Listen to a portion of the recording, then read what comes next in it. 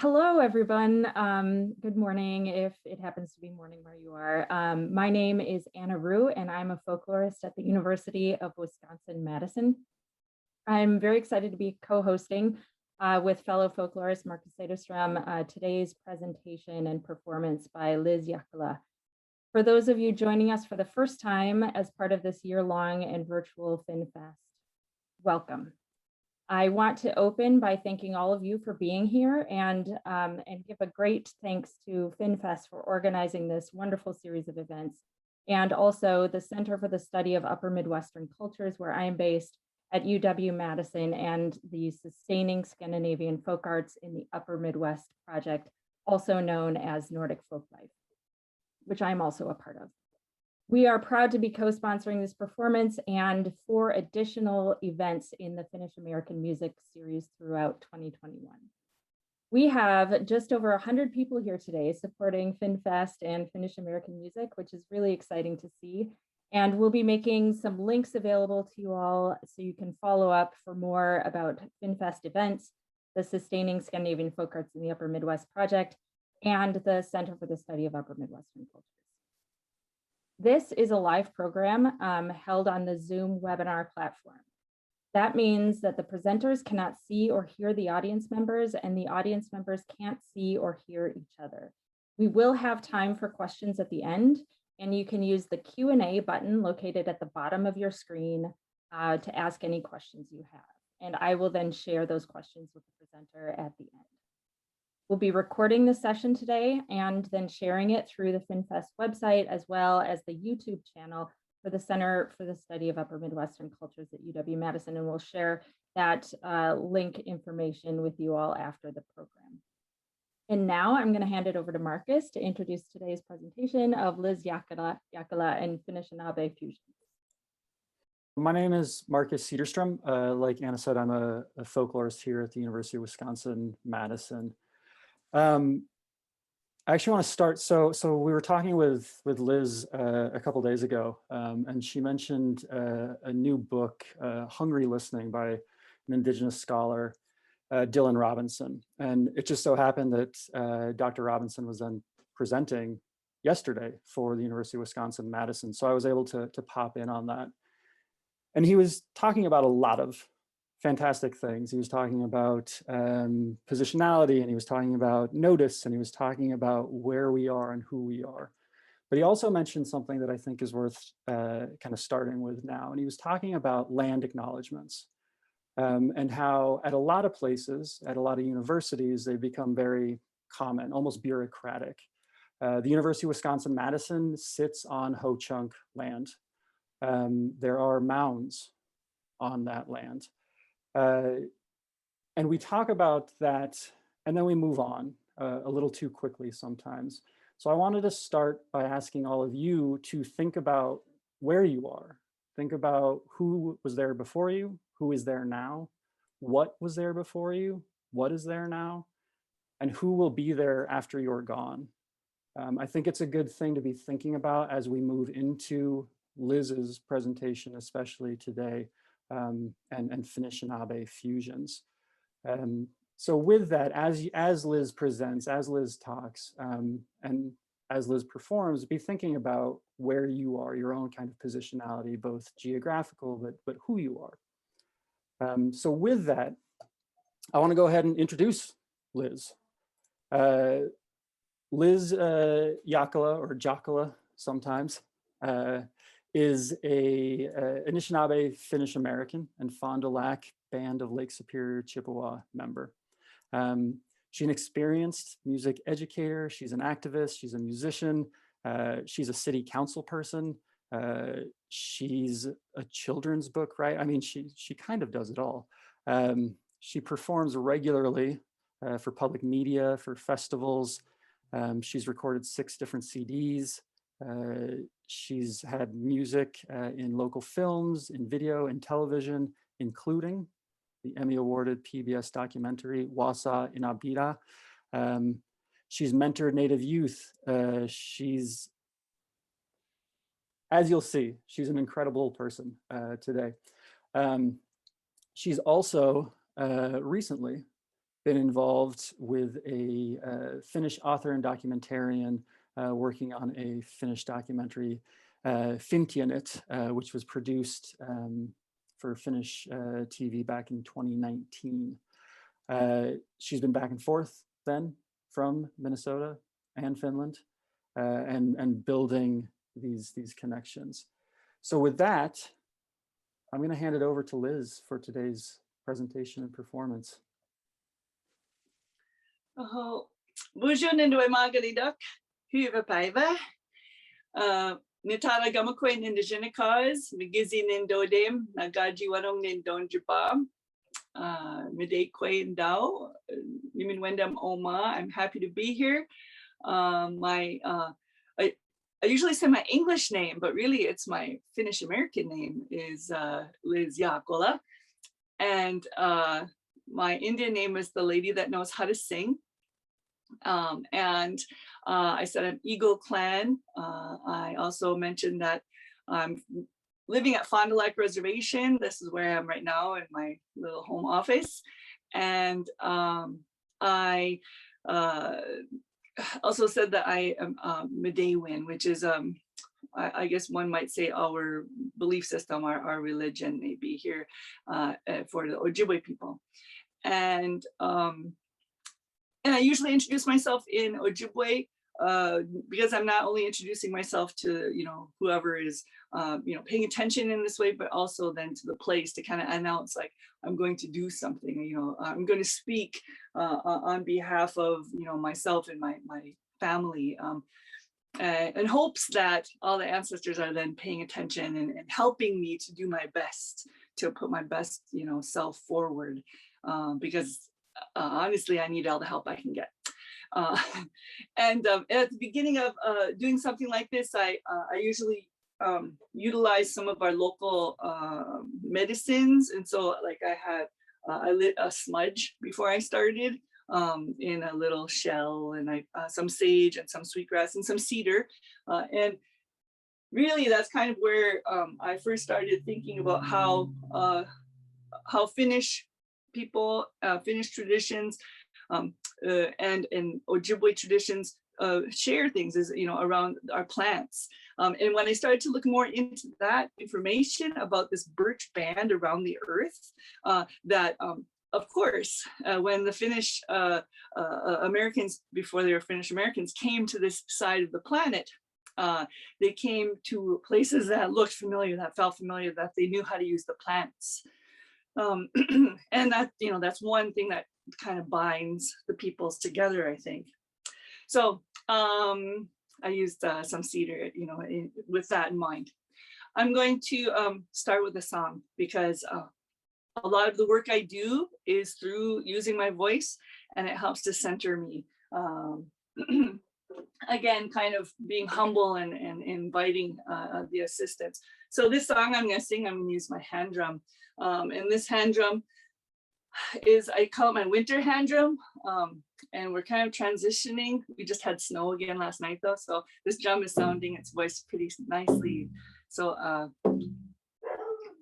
oh, the dog might bark. He's singing too. This song is called the New Day Song.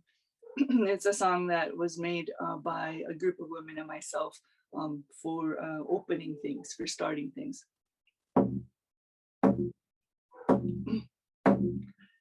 Yahweh, Yahweh, Yahweh, Yahweh, Yahweh, Yahweh, Yahweh,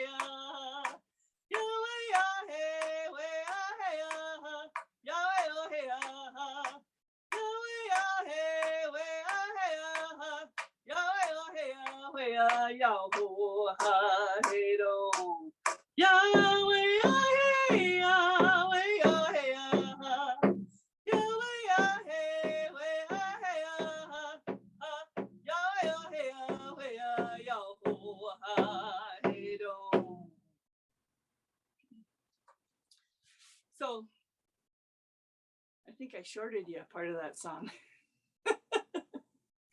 When I usually sing lately with a group of women, and we all kind of keep each other on track. And singing by myself in my office, it's easy to kind of be like, oh, I started to daydream a little, think about what it was I'm doing and trying to plan in my head. Because when I'm singing, it like brings all that energy together, right? And it starts to try to focus my mind, and that's the purpose of our songs, is to bring people together, to draw into, to grab attention maybe from, you know, what other people are doing. They look and they say, oh, there's somebody singing over here, the drums are singing, what is happening? And so then it starts to bring people in, right? And also ourselves as singers starts to create a focus, a focal point from which then we do our work. And Ojibwe people, Anishinaabe people, we're not the only ones that do that. Humans around the globe have sung with drums. Music is a human expression. Someone might say a human right to use our voices. And this is true also in Finnish heritage, which I'm learning more about as I get older. I think the first time I was able to participate in FinnFest as a presenter might have been like 20 years ago or something. I'm getting up there. I'm not yet an elder. I'm 52, so in my tribe that's considered a baby elder. So I can't yet, you know, sound all wise and whatever. But but when I first started participating in FinnFest as a presenter, I had like a slideshow of my family, and I showed like various you know, grandparents, great grandparents, and then talking about my my immediate family.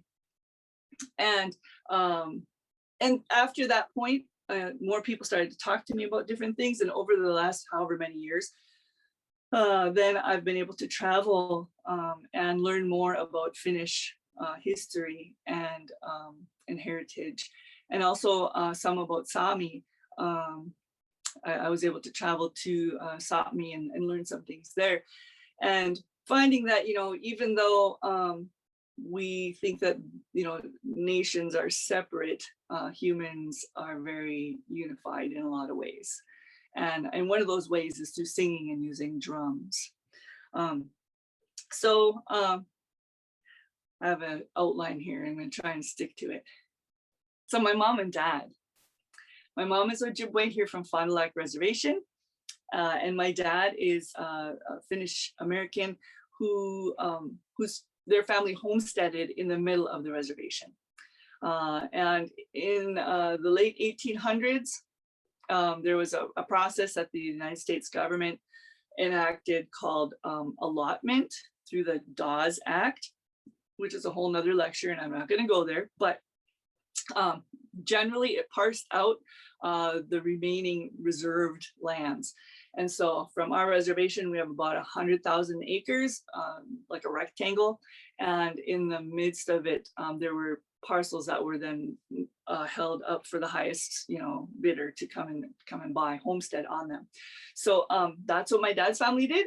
And so he grew up alongside all of my Ojibwe relatives, as well as then, you know, his family, his siblings, you know, just 7 miles from where I sit right now. And that's what I knew growing up. I knew that my Ojibwe relatives referred to me as a Findian, not always in a nice way. And my Finnish relatives referred to me as the Indian girl, you know, and again, not always in a nice way. But most of the time we got along really well, and we had family gatherings, and people didn't necessarily, you know, bring it up that there was this mixed ancestry. So for me growing up, that mix was being normal, you know, and my sister has passed on, but her dad, she had a different dad than mine, but we were still very much close with that family, and they were all musicians. They would bring their guitars and the fiddle and the mandolin to the family gatherings, and that's where I would sit. And I learned at the feet of those men. And so they're uncles, and their last name was Willette, the Willette family. And so I would sit with them and learn, you know, all the old country songs and Highway Number 7. And if you're not hip to Highway Number 7, there was a radio program off the range. Now I'm forgetting the name of the guy, Bobby. Well, I almost had it, but this song called Highway Number 7, which was kind of poking fun at the Finnish American experience. But it was good, you know, and so that's gonna bother me now. I'm gonna try and remember his name. But we also, you know, sang, you know, standards, you know, like Johnny Cash and, you know, a variety of types of things, Christmas songs. And then sometimes my mom's family would take us to powwows. But back when I was a kid, that was like not as Bobby Arrow, thank you. All right. Well, I didn't, the powwows were not quite the same kind of a phenomenon that they are today. They were different in the 1970s. And so it wasn't like everyone had a powwow to go to every weekend like they do now. Like, you know, well, aside from COVID, you could find a powwow anywhere, you know, any weekend. So my musical ancestry was mixed, is my whole point here. And it was, you know, not necessarily mixed together, but in my mind it was, and in my experience it was. There were times where things would kind of dance, you know, with each other. And sometimes there were musical moments that, you know, helped me to understand things better. And I studied music as a kid. I studied piano and violin and and flute and voice then when I got to be a little bit older. And my goal was then to be an opera singer. And I studied classically in college, and my family encouraged me.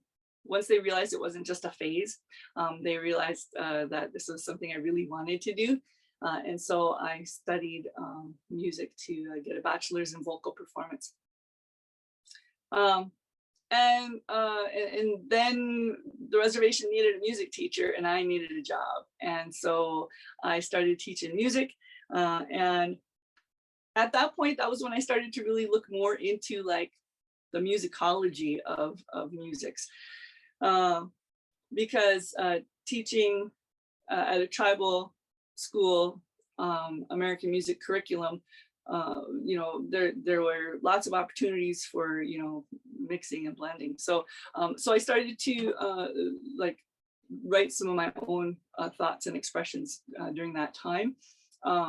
And so this, I'll sing this song that is kind of a mix. It's in English. It tells a little bit of my story, and then it has these vocables. The vocables are the non-word part. The whole song I did last time was in vocables, and those are sounds that predate, you know, languages. Before we started to be separate peoples by language, we sang to each other in what musicologists now call vocables. Just, you know, we sang whatever, and that's how we started to understand each other as peoples. You know, is through our sounds. So here's the song called Voices.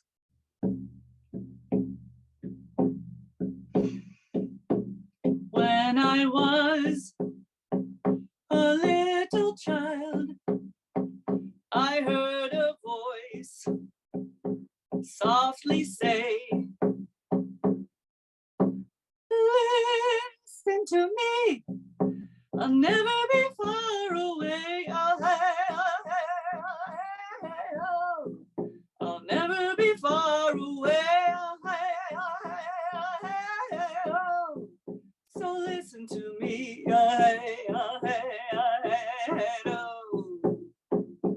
As I listened, I heard the voices strangers from many places. They said, walk with me, I'll never be far away. Oh, hey, oh, hey, oh, hey, oh. I'll never be far away. Oh, hey, oh, hey, oh, hey, oh. Come walk with me. Oh, hey, oh, hey, oh, hey, oh. As I walked, I heard the stories. They talked of ways of caring, ways of sharing, the ways of my people. They said, sing with me, I'll never be far away. Oh, hey, oh, hey, oh, hey, oh. I'll never be far away. Oh, hey, oh, hey, oh. Come sing with me. Oh, hey, oh, hey, oh, hey. Now they're shouting, hey, oh, hey, oh, hey, oh, hey, oh, hey, hey, hey, oh, hey, oh.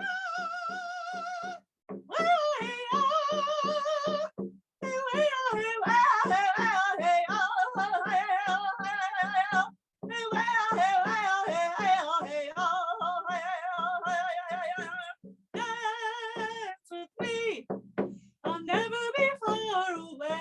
Oh, hey, oh, hey, oh, hey, oh. I'll never be far away. Oh, hey, oh, hey, oh, hey, oh.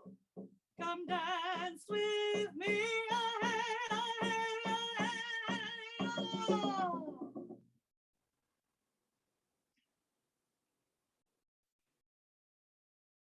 I was trying to remember that if I sing really loud, it'll clip out the mic. So I hope it didn't clip out the mic. I could really give her in that high part, you know. So I was like, whoa. So, you know, that tells kind of my story, and it continues to unfold for me, this story. You know, when I wrote that, whatever, probably like 1992, back in the last century, you know, I kind of thought, well, here, this is the point at which, you know, I'm putting things together and, you know, singing and dancing, but it continues to unfold.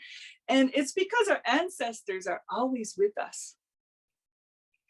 All of them. So the ancestors that are, you know, for me, the Ojibwe, my mom's family also has some Polish ancestry. There's also some African ancestry. There's also some then Finnish from my dad, you know, and we think some Sami, like they're always with us. And they're guiding us to do whatever it is that we're supposed to do while we're here, which sometimes we never really know, right? We just kind of stay open and follow whatever faith path we follow, even if it's just a faith in tomorrow. And we follow that and do the best that we can, hoping to be good people while we do it, right? And so in that song, you know, I feel connected to, of course, my you know, my dad and my mom, but also their parents and the great grandparents and the great grandparents that go all the way back. With you know, the technology today and like 23andMe and Ancestry.com and all those kind of things, I've been able to look at the Finnish family back to, I think it's like 1740 or something like this. And I can't remember the name, but his name's Eric. This is, I remember the first name. Yeah, you know, Eric. And in 1740, and it's all the way over on what we would consider now to be like the eastern side of Finland. But back then, you know, there were different boundaries and different lines of nationhood. Generally, though, in that area that now, you know, we consider Karelia, and so I was able to you know, like reconnect there because those ancestors are always guiding us. And so apparently I wasn't, you know, maybe ready, or I wasn't moving in that direction fast enough, because they sent some Finnish ladies over here to meet my family. And it was like 2013 maybe, or 2014. I can't remember exactly. I'd have to look at my notes. But they came, and it was Maria Seppäla, Katja Kettu, and Meeri Koutaniemi. And they were doing a story about Findians. And apparently, because of the internet, I had written Findian on something probably from FinnFest that I was involved with. And they found me, and they said, they first messaged me, and we talked, I think, on the phone. And they said, we're looking for, Findians. We're wanting to do some kind of a story. And would you help us to find Findians? And I said, yeah. I said, there's a lot. There are many people who could identify as Findian, and whether they do or not, I don't know. But and there are many who do. So we started talking. They came over to visit, and I thought that they were like grad students or something.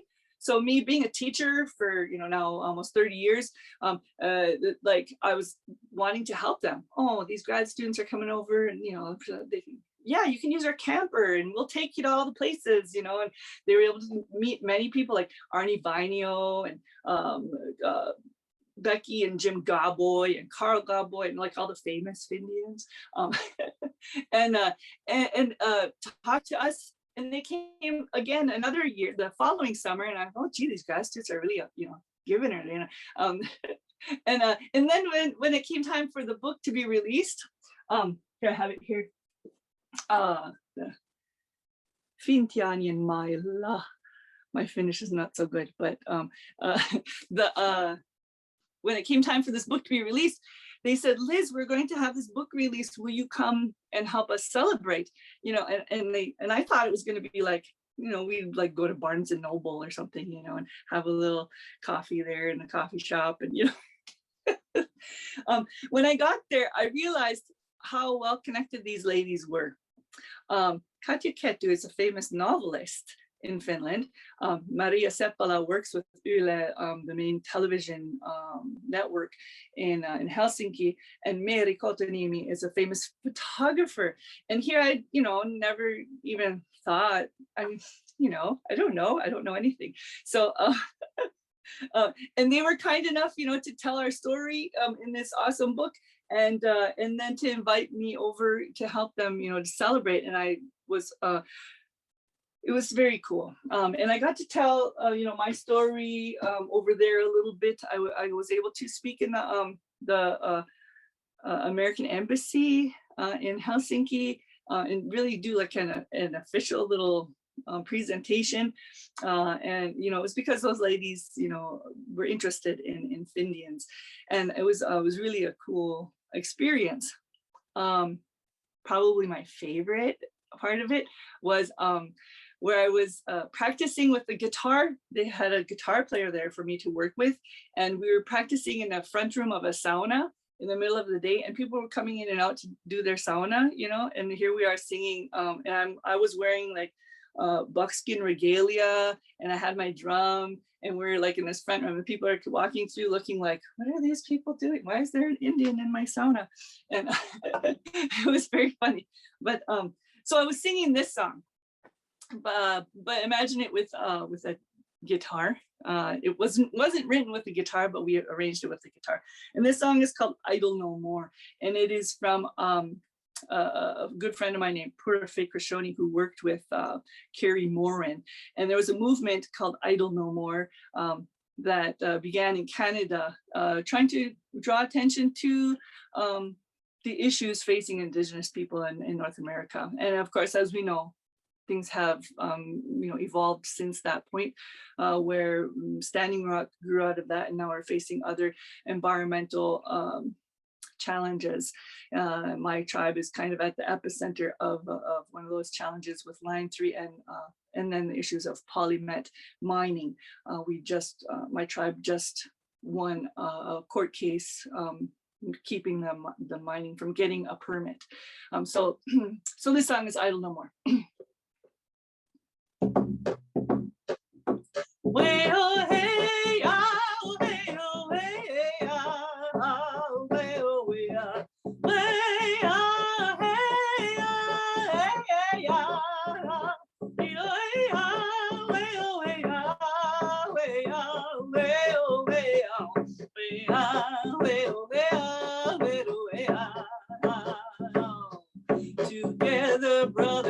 sisters idle no more. We walk in the light with our brothers and sisters. We stand and fight for the drama, song, no prayer, this change of time. This is a true reckoning, a human awakening. Together, brothers and sisters, I don't know more. Together, brothers and sisters, I don't know more. Well, hey, oh, hey, oh, hey, yeah, oh, hey, oh, yeah. Hey, oh, hey, oh, hey, yeah.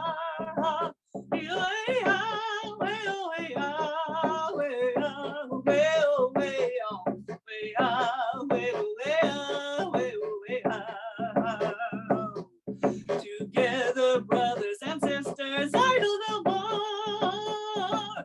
People come by the hundreds, sing and dance in streets of shopping malls, to the corners and capitals and city halls. All over this little island, our presence will break the silence. Together, brothers and sisters, I don't know more.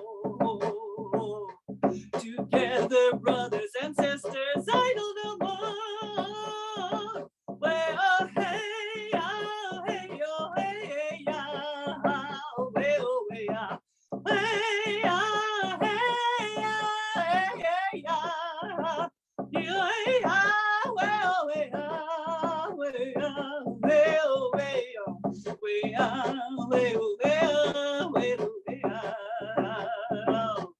Together, brothers and sisters, I don't know more. I need to drink wine.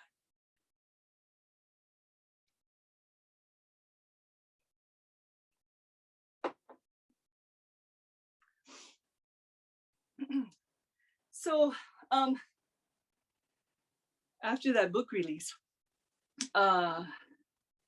then Maria Seppäla wanted to do a documentary, and I wasn't still really tracking. Like I thought, wow, that was amazing. I got to go to Helsinki, help them with the book. And what are the chances?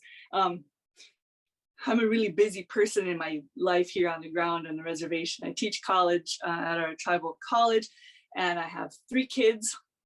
Now are 21 and 14 and 8. My parents are still alive, living right next door. I live an acre from them. We live kind of in the woods. Well, it's getting to be more and more less woods-like over the time, yeah. And so there's a lot on my plate. So, tracking what the ladies were doing, like, of course I was paying attention, but maybe not as closely as I should have been. So Maria said, we're going to come back and we're going to shoot some more video. And I was like, oh, okay, sure. And they came back with a couple of camera people, and they shot some video here. They shot some video of the other Findians that they spoke with that were in the book. I forgot to mention Sokolas and Amos Mackey and some of the other folks. And my son got to shoot camera. One of my jobs at the college is to run a studio to help young people learn how to use the tools of digital media, audio and video. And so my son was a student there for a little bit, and so he knows how to run camera. So he got to run camera on their documentary, which is kind of cool. And then, I didn't think much about it until they said, well, it's going to be airing in April 2019. And what? I'm coming. Can I come? And they said, yeah, we'd love to have you come. I said, okay. So I scraped my pennies together and I flew over there and told my boss, I'm like, how often is this going to happen in my life? Not very. So I'm going. So I went over and we got to celebrate that. We got to watch it, as it aired on the national television station there. And it was very cool. I felt very special. And we got to do a performance, and we got to kind of open myself with a guitar player whose name now I can't remember either because I'm all hyped up. I'll think of his name. He's a great guitar player, super nice guy. And so we were opening for the this other band that like does this weird mix, not weird, great mix of like reggae and ska and rock and rap, and it was a hot sauna. No, Hannibal's hot, yeah. So and it was really cool. And then you know, I was sad because I was only there for the opening for like a few days, you know, and I had to come back. And I'm starting to like really, you know, like feel like I should spend more time there so I could get to know, you know, the city. And they put me up in this great little apartment right on the train track there in town. And they have great gluten-free food in Finland, which I'm celiac, so I was like so grateful. Everywhere I went, you could get gluten-free, which doesn't always happen here in the States. And then while I was there, somebody phoned and talked with Maria and Katja and said that they wanted me to participate in their music festival that would be in August 2019, and it was for Finn Tango Festival. And I know some people are aware that the Finns love tango, and that they love the Finnish tango, which has kind of grown into its own, you know, genre. And so there's a festival that celebrates this. And I didn't realize there was a festival, but I learned quickly that, yeah, it's a festival that goes on in, you know, various communities. I think it was based out of Germany when I was there. But they wanted me to come participate in the part that would be in Ulkoniemi. And I said, sure, why not? You know, like that sounds great. And the girls were like, well, Lyz, you don't even know these people. They're asking you to come to this festival. I said, right, but I didn't really know you either until now I know you. But long story short, I got to go to Ulkoniemi and sing for this festival, this Finnish Tango Festival. And they have a sauna village as part of the Finn Tango Festival. And they have a variety of sauna experiences. One would be like your standard, you know, like older sauna. But they had also tent sauna, and they had like a mobile sauna that was on wheels. And some years they have one that's on the water. They didn't have it the year I was there, but they, you know, and so it was really amazing experience. And I was like 1 kilometer from the Russian border there over at Ulkoniemi. Maybe when we took the boat, I might have went over there into Russia for a minute. But I got to meet Pirkko Filman, who is she's become well known for a type of singing that's called lament singing. That comes out of the Orthodox tradition. And it was a tradition that the women were in charge of, that women did this lament singing. And somehow, I think through Timo Valtonen, he was the organizer of Finn Tango, he knows Pirkko. And so I was able to go meet with her in her living room. I mean, my life, you know, sometimes so surprising. And it was beautiful to learn about this lament singing tradition. And she said, you know, I think some of what you're doing is similar, you know, to what the lament singing is. And, you know, we kind of talked about the similarities of women's singing traditions and how, you know, they have sometimes in modern history taken a back seat to, you know, male-dominated singing traditions. And especially when it comes to things like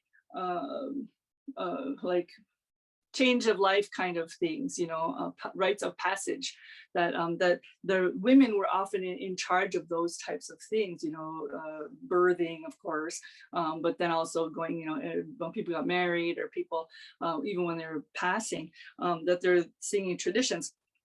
So it was really awesome to talk with her about that kind of thing. And then the drum was an interesting connection as well.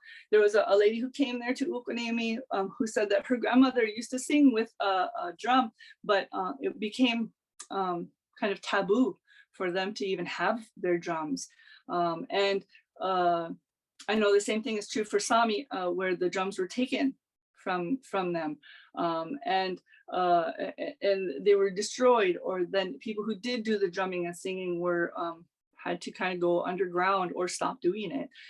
And the same thing is true for Ojibwe music, of course. Ojibwe drums were also taken and put into museums or destroyed. And so, me coming there with my drum, even though I'm a, Finnish American Ojibwe girl, lady, okay, I'm not a girl anymore, going over there singing on the shores of the water there at Koutaniemi, this lady who came said, I'm going to start singing with my drum too. She said, it's time that these traditions come back. And I was just like so touched by that. I thought, okay, if that's why I came here, if that's what brought me here, if the ancestors brought me here at this point, just to spark that little fire for this lady to sing her drum, then it was all absolutely worth it.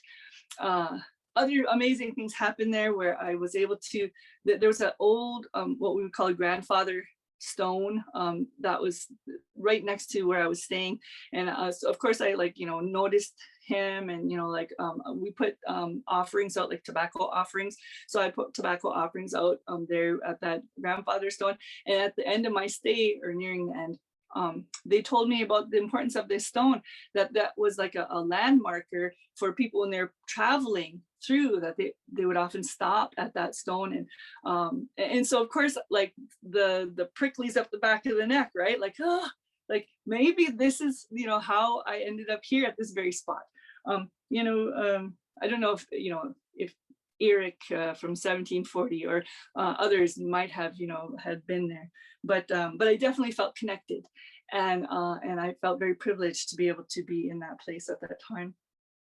I'm looking at my time, and I'm looking at my outline. So let's see what I talked about. Yeah, I talked about that. So I think maybe I think my talking about Pirkko was this lament singing that I'm gonna sing. Lament singing is without any accompaniment, and I made this song about America and how we are all connected, and there's no drum, there's no accompaniment. I am an Indian girl, my ancestors left me this world. I am a sister on this earth. Children pass through with joyous birth. I give and I get history's mystery. I am a part of your circle. I am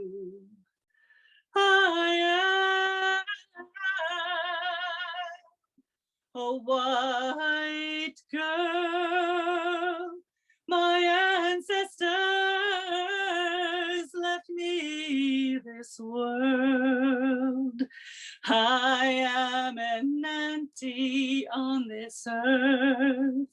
My children pass through with joyous birth. I write and I tell of the wonder of wonders. I am a part of your circle. I am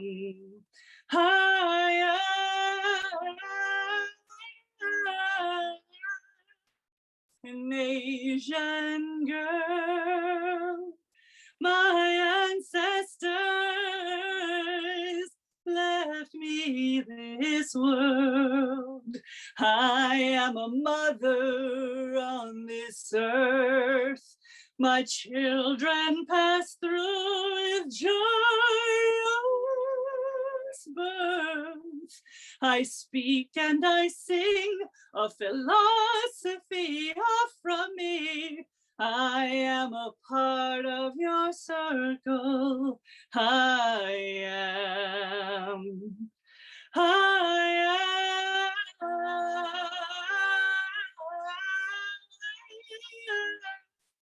An African girl, my ancestors left me this world. I am a grandmother, I am a grandmother, a mother, an auntie, a sister on this earth. Our children pass through with joyous birth. I dance and I pray, I dance and I pray, I dance and pray and dance and pray for empirical miracles. I am a part of your circle. I am America's girl. Our ancestors left us this world. I am.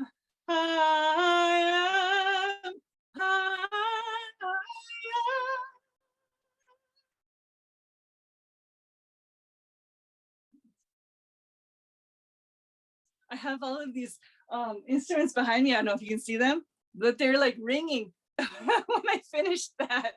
That was really cool. There's some metallophones back there, so they're like, they're like singing chorus. That was awesome. Okay, so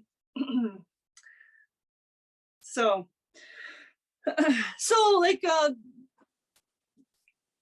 what do we have in in the future? Like we have this past, we have this there's different things we're doing. We have the present, things that our ancestors are asking us to do this work, nudging us, things that we think are just like whatever instinct or impulse, or the work that we do. And I talked a little bit about the environmental challenges here. I know the same thing's happening over in Finland. I know the same thing is happening in Sápmi. Same thing is happening in South America. Like there's so many environmental challenges bringing us this climate change that hopefully leaderships are now starting to take a look in the right direction to make decisions to help navigate our way through this change of time. And that my kids is what come to mind, and I think that's true for everybody. Thinking about our children, and then the grandchildren, and the children yet to come, and how is it that we help ourselves and others understand that it requires us to work together, and it requires us to think outside ourselves, to maybe sometimes of discomfort, that maybe we won't be able to have all of the bells and whistles and toys that we think are so necessary, and encouraging other people to also to think the same and to make decisions in the right way, so that we can look at a future. And there's this moment. So I was strongly encouraged last spring, about this time, to run for city council here in Cloquet. And I wasn't going to. I was like, okay, maybe because I ran 2 years before that as like kind of not a whim, but kind of like some people said, hey, you should run for that open seat because a guy left the seat. Okay, yeah, and I did, and and I didn't get it because it was half-hearted kind of attempt. And then I thought, well, I'll do it in 2020. But then with the pandemic, I thought maybe not. Maybe I'll just sit this out and keep an eye on my own, bobber, like my own bubble really needs me to be mom and daughter right now. So that's what I'll do. However, with the events in Minneapolis of George Floyd's murder, and I thought, if I don't run, who will? And so I was very much encouraged to run for city council, and then I won the election, and I was very much of course happy because that was the goal, but I was also a little surprised because I wasn't so certain it was going to go that way. And now I sit on the Cloquet City Council, and I have I have to bring all of me to that job, just like I bring all of me to every job. And I think it's really what helped me to win the election was that I acknowledged, yeah, I'm a tribal member for Fond du Lac, but I'm also Finnish American, and we have so much in common. We, our ancestry has so much in common. This is why we came here. If we're Finnish, or if we're Swedish or Norwegian or whoever the ancestors are, we came here to this place because we recognize the beauty, the resources, the people. Like, we recognize that we could work together in this place, and we're faring pretty well in terms of those types of things, working together when we work together. And so I wanted to maintain that, and like I said, bring my whole self to that position. So I think I'm going to wrap up with a guitar song. I'm all right on time, huh? Okay. I think the older I get, the better I get at measuring time. It's probably because I have more experience with the clock, right? I used to fight it when I was a kid. All right, this guitar was in the living room. I don't know. Okay, yeah. So this song is called Running Out of Indian Time. And there's like a joke about Indian time, but it's a real thing in many indigenous communities, because our original clocks, are the sun and the moon, and tracking those patterns, and the stars. So there's just like daytime, nighttime, not so clock or minute oriented. And so like when I'm going places, I'm not always so aware of that clock time. And when I'm late, I'll say I'm running on Indian time. I was running on Indian time. And it's kind of a thing, but it is a real thing. So this song came because I used to say it all the time, and my kid, we were late bringing him to school. I used to drive him into school every day. And I said, "Oh, we're late, son." And he said, "Oh, are we running out of Indian time again?" And I said, "No, but that's a great hook for a song. I said, if it makes millions, I'll cut you in on that contract." Well, anyway, that was a long time ago. He's 21 now. Maybe he was 7 then. We'll see if I remember it all.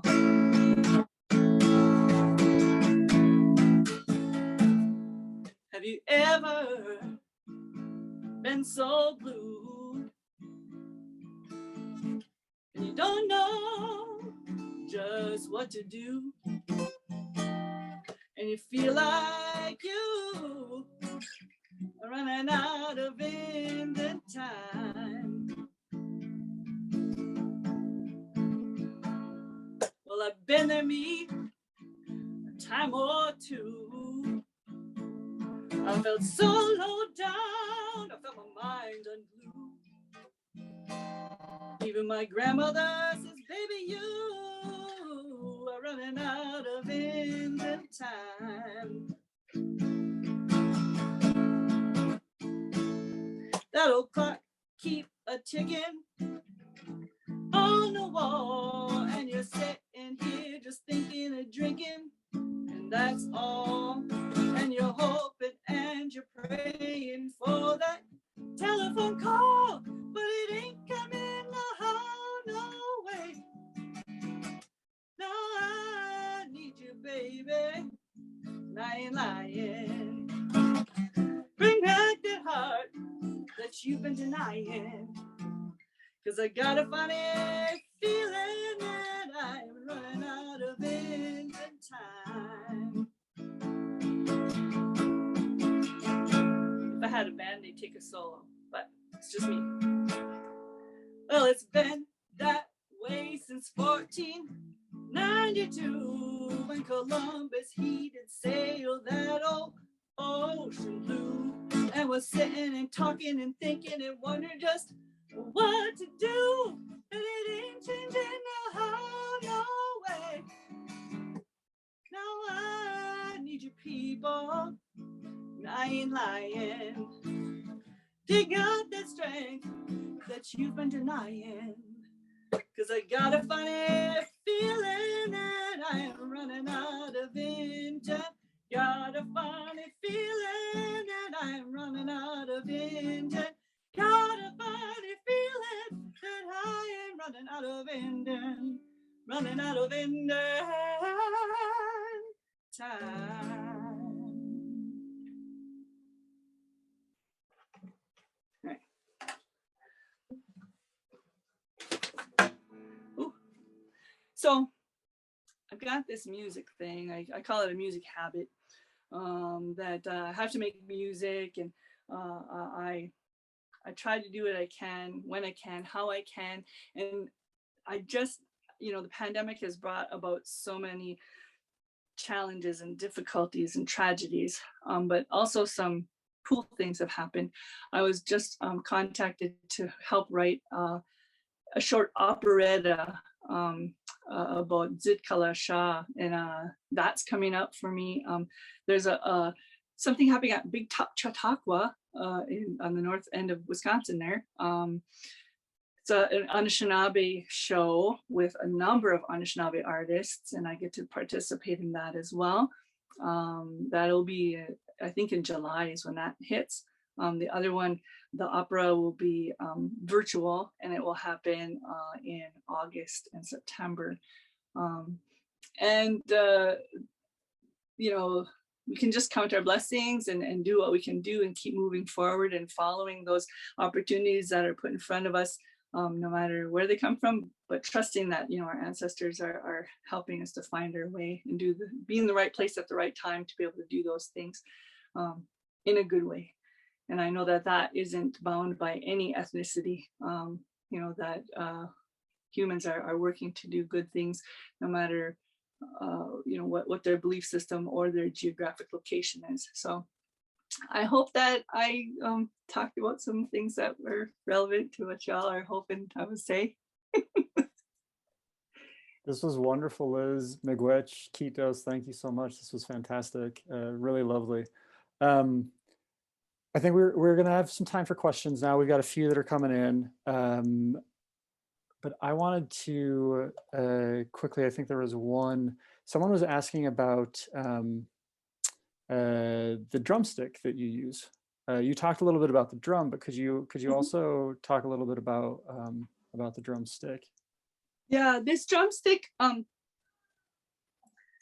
from what I know about it, it was fashioned after it used to be like a warrior's stick. There would have been a stone in here, and also then the lacrosse game, creators game, they put a webbing here, and that it's like a lacrosse stick. So it was given to me, saying like, I'm a new kind of a warrior, right? I'm not using the stones, and I'm not on the lacrosse field, but I'm, bringing about peace, hopefully, because that's what warriors really are supposed to do, is to bring peace. I'm bringing about peace with music and education, and so that's what this drumstick signifies. And I adorned it with with red, because this is what they say, the color that our spirits readily see. Some people say it's the only color that spirits see is red. So I adorned it with that color. It's been with me a long time, this drumstick. I feel really close to it, but thanks for asking about it. Thank you. We also have a question here from Jim Leary, Dr. Jim Leary. And he asks about your Findian Summer album. He notes that there's a song there, Toivo Two Feathers, and wonders if you could say a little about the song and a little bit about the inspiration for that song. Yeah, Toivo Two Feathers. So this was a nickname that I had when I was a kid, when I would stay with my cousins, my Ojibwe cousins, who I think they had Norwegian in their family background. So anyway, so my uncle called me Toivo Two Feathers, and you know, and it was teasing, like that kind of teasing that happened in the 70s, you know, like where it wasn't always the nicest kind of teasing, but you knew deep under that, well, he's only teasing me because he knows he can, because we're family, and he, you know, and I'm not going to be overly hurt by it. Yeah, people don't tease like that so much anymore. But yeah, that was where that. So then I made a song about him, because I thought, well, right, I'm gonna write a song about Toivo Two Feathers, and in the lyrics I say he's our patron saint Findian, because there's a lot of Findians, and come to find out, Toivo Two Feathers was something that other people said too. Like in the UP, there's a lot of Findians, and yeah, so. Thanks. I mean, and that entire album is quite a bit about kind of those two heritages that you say kind of live as one. Yeah, it was I was inspired to do it, you know, really because of FinnFest. I'm like, hey, I'm gonna go. It was over at Marquette that year, and I thought I should bring some merch. I don't have any merch, right? So I quick recorded those songs and made a CD back when we had CDs, you know, that was like a thing. And so I did that, and that was when I met Faith Fjeld with the Sami. When I pulled up on campus at Marquette and I saw the lavu, I was like, what is that? Why is there a teepee here? You know, I was like, oh. So when I checked out the teepee and I met Faith and she gave me a tour, I was like blown. My mind was just, because I knew somewhat superficially about Sami people, but I hadn't really done that much, you know, educating myself about it until that point. And yeah, that was really a pivotal moment in my Findian experience. Yeah, and so you've mentioned, and you can blame this a little bit on me from the beginning, but we have a question about coming to America, right? And the interaction, sometimes good, sometimes quite not good, between the indigenous peoples and the Finnish people. And you've talked a lot about the ancestors and place and feeling of belonging and all this. And I'm wondering if you could speak a little bit about, I mean, this is a tough question, but about some of the push and pull there, the difficult aspects of that relationship. And you hinted a little bit with, you know, some of the teasing and that, but I'd be interesting to hear some of that from you as well. Sure. There's a song that I don't think it's on that Findian Summer album. I can't remember where I recorded it, but I call it's Red and White Blues. I'm pretty sure it's on YouTube. If you YouTube Lyz Jaakola, Red and White Blues. And growing up in the middle of the reservation, being fair-skinned compared to my browner cousins, and browner than my Finnish cousins, you know, like visibly there's like something right away that people could, you know, point out, or the things that they could, you know, point out as a difference. But then kind of feeling marginalized, even in these marginalized communities, because you know, Finns in Minnesota didn't have it so easy either. And then when they arrived, it was after most of the good farmland was already taken, right? And that's how they ended up in the getting the allotted portions of the reservations, because that was what it was available at the time. And it was mostly swamp or adjacent to swamp. But coming from Finland, that was not so foreign, right? Like, oh yeah, we know how to work with this land. And so, you know, having these two groups living, you know, working together, living together, wasn't always easy. My dad, he doesn't talk about it very much, but he talked a couple of times about, you know, getting beat up because he was, you know, the Finnish guy living on the reservation. And yet there must have been some hope left in him that he married my mom, you know, that not all Indians were going to beat him up. And vice versa, you know, there's this there still remains, some kind of challenges, between groups, and mistrust, and especially as we navigate through this chapter of America struggling with, racism and anti-racism, and how do we acknowledge those things in our world, our experience, that I am somebody who experiences white privilege, and depending on where I'm at, I can pass. And so I recognize that is a privilege, whereas other people might not even think of it. They might think, well, it's just, normal daily life. I'm like, no, this is pretty, I know that my native relatives who are browner would not have the same experience in this place that I am having, and vice versa. When I'm in my tribal community, because I'm lighter, there's less trust there sometimes, even less. Like I said, I'm a baby elder, right? So elders are to be given a certain acknowledgement or space, even, respect. And because I might be perceived as a white person when I'm in that circle, I might not get that same kind of, reaction to myself. And in my community here, because people know me, and because the Jaakola name is pretty solid at Fond du Lac, I'll just say that.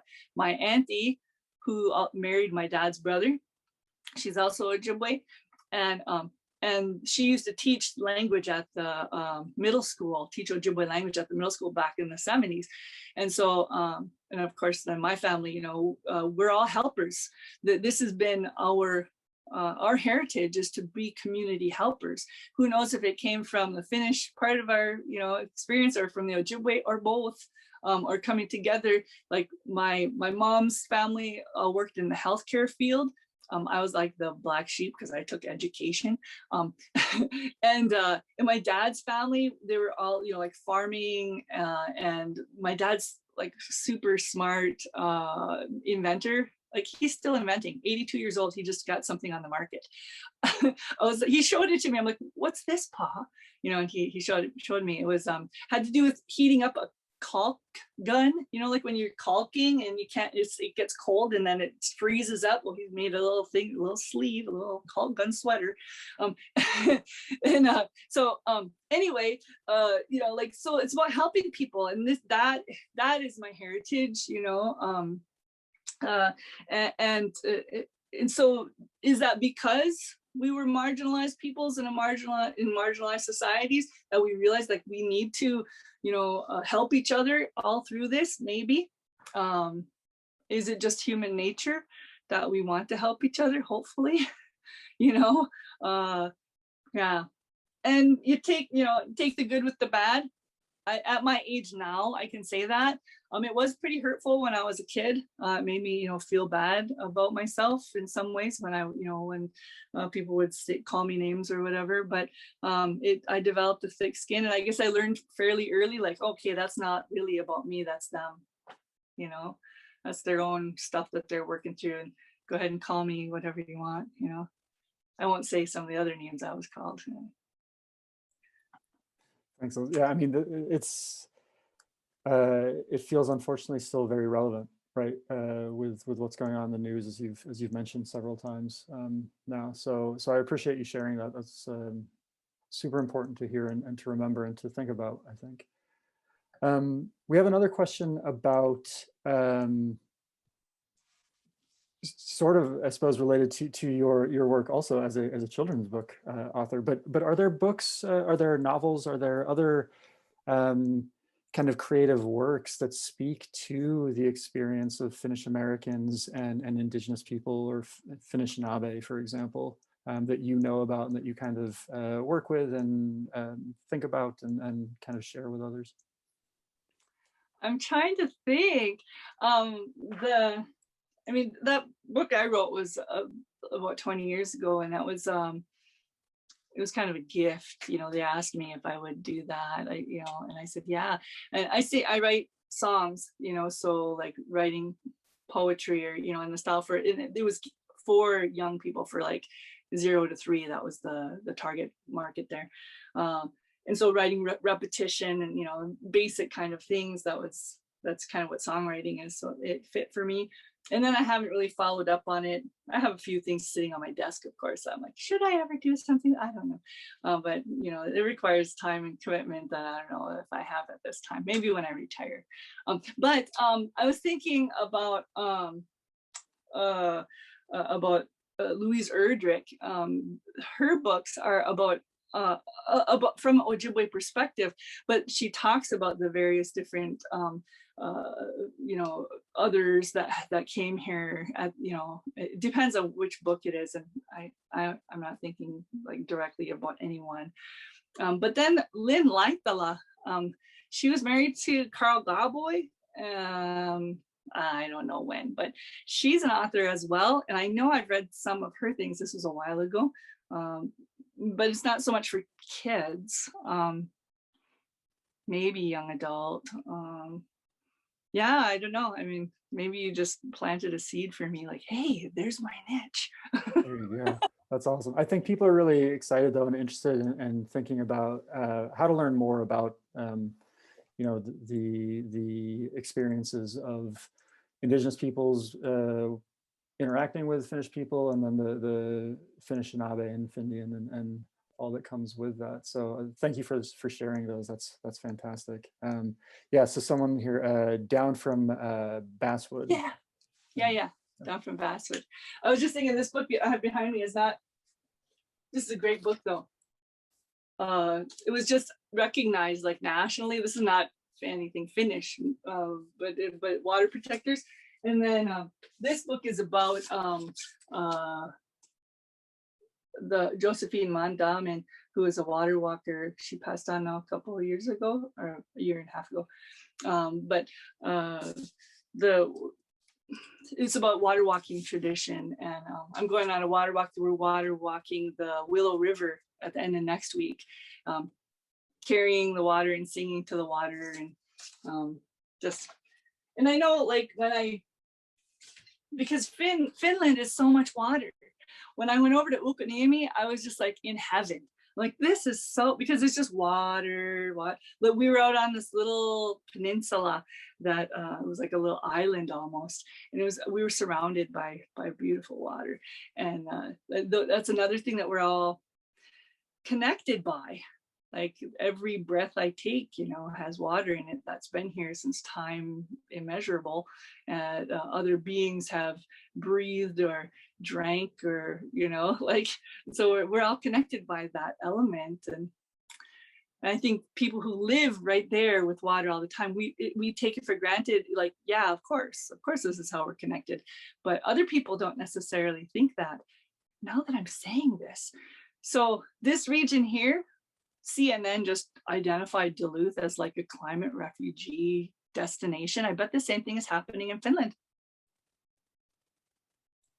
Yeah, maybe, I don't know. That's interesting. I heard about the Duluth being recognized as a climate refugee spot. Yeah, it's interesting. And, you know, someone mentioned here that sauna is a way to connect with water as well, that there are these different connections. So that's fantastic. Yep, the sauna and the sweat lodge, those traditions.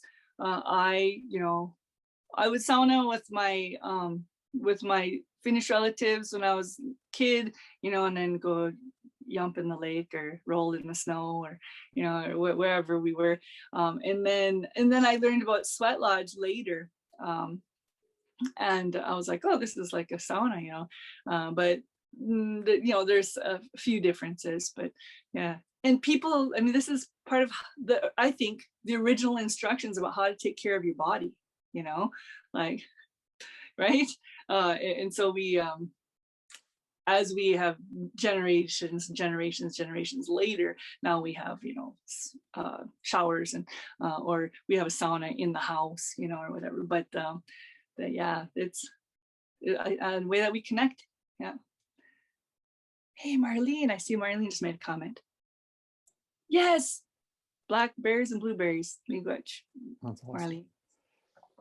And someone, this isn't so much a question, but I think it's a comment that's really really lovely and worth sharing. Someone writes that about their own family and their parents meeting and the family stories and experiences and histories that they have, and says that you've really encouraged them to write this down while they still remember, and just how personally uplifting it was. So I think it's a good reminder when you are talking about the ancestors, when you're talking about the place where we are, where we've been, and where we're going, that we all have these connections, and that we can all make these connections and continue to engage with those connections and build those, and remember them in our own personal way. So just a really lovely comment. So I appreciate that person sharing that.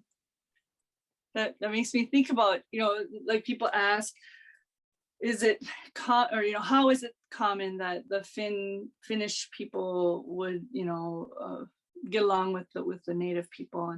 And I think some of it has to do with our nonverbals.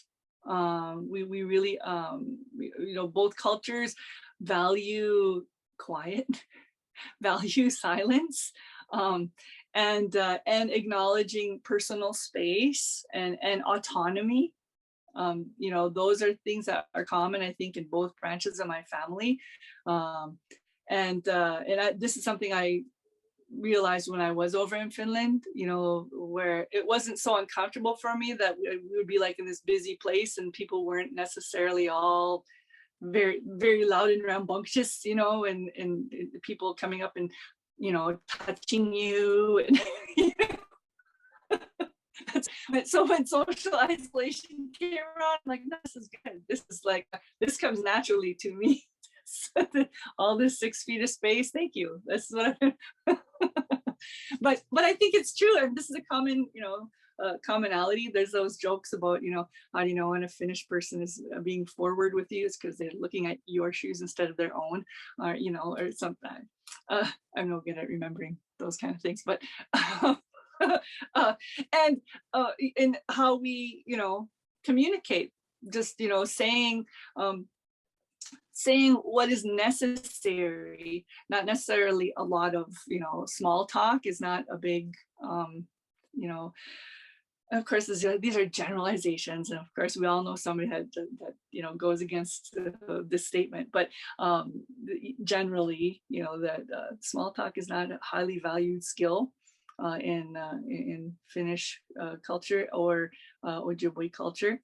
And when people are overly verbal, that we tend to kind of back up a little, like, oh, okay, all right.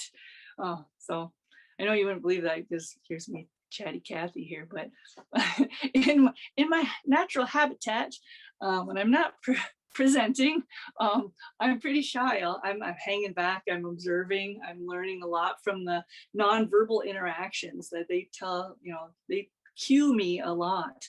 And I think that's something that is a common trait for both cultures. Thanks, Liz.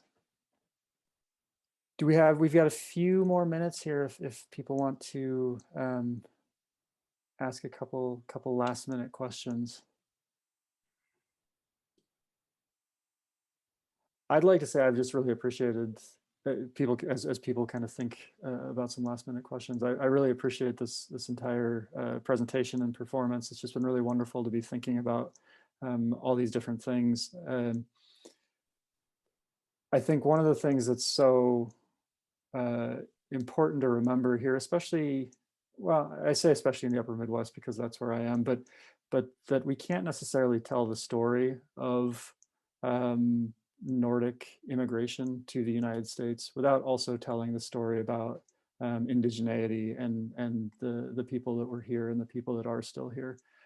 So thinking about how these connections are made, what those connections mean, what they meant and what they mean today, and how we're continuing to work with all this, I think is just such an important part of who we are as, I was born in Sweden and moved here. Who I am as kind of a Swedish American, but who we are as Nordic Americans, who we are as Upper Midwesterners, in in our own place.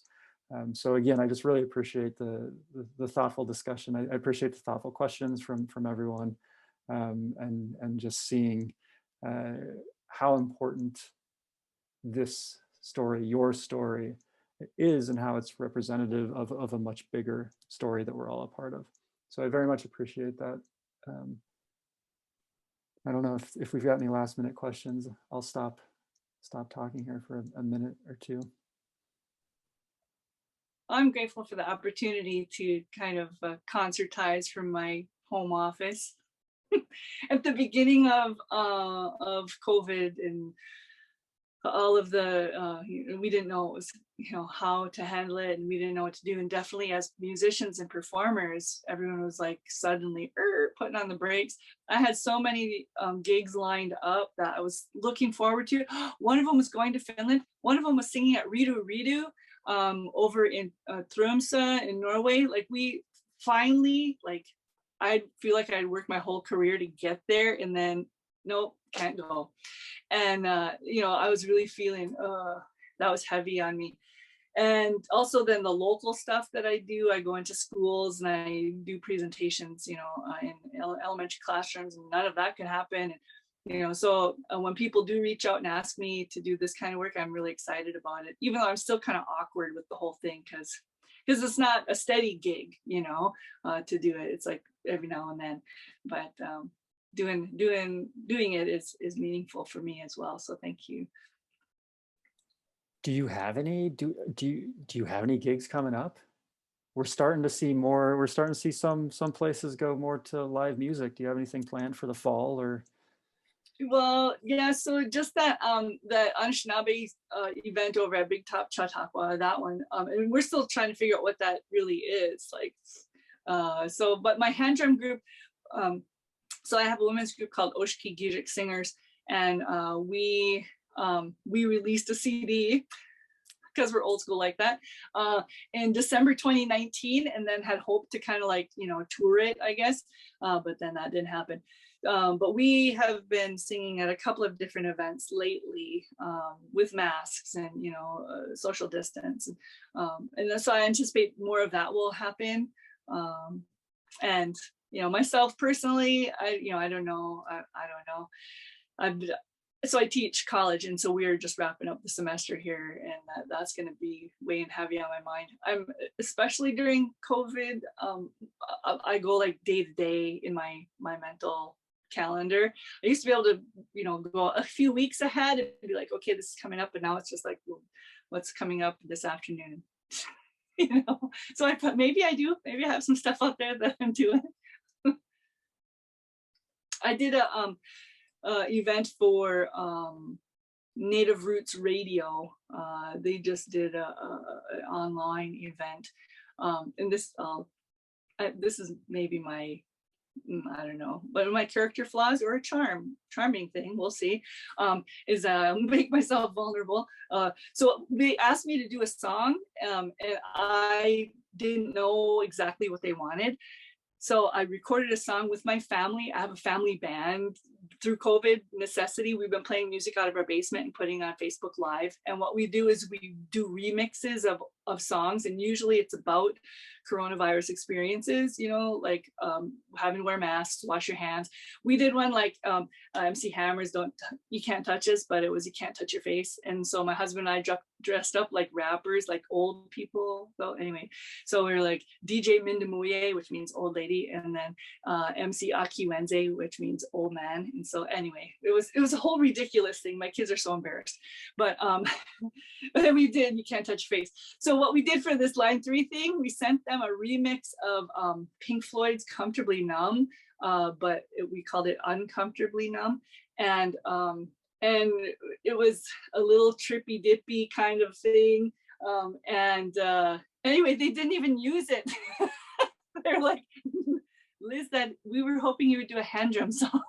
So I was like, oh, sorry. I said, we had fun though, because we shot video, we like, I edited this video, and it's not pretty. It's not like, fancy editing software. I was using iMovie and, but anyway, yeah. And so those kind of things, if you want to Facebook friend me, you might catch a odd being the keyword here, performance every now and then. That sounds amazing, though. That sounds absolutely amazing. We have one last question here, and it's an old school question. Where can people get your CDs? Yeah, so I think a couple of my CDs have made their way into various sites that other people are getting money for them. Yeah, I don't, I don't know about that. And you know, you can find, I don't know, email me, message me. I could send stuff out. I have a stockpile of stuff here that when I get around to remembering to send them, I will send them. And if I don't send it fast enough, like email me again or Facebook message me, because I'm juggling a lot of things, and I need somebody to do that kind of work, but you have to pay those people. So I haven't figured out how to get my kids to become my agent. Great. We will, so when we send out the link to this presentation, the recording of this presentation, we'll go ahead and include some of that information so that people can do that. Thanks. All right. Again, I want to thank you all for coming. Thank you for this fantastic presentation. Again, Kiitos miigwech for this really wonderful presentation, Lyz. Thank you. Thank you. Thanks so for much. having me.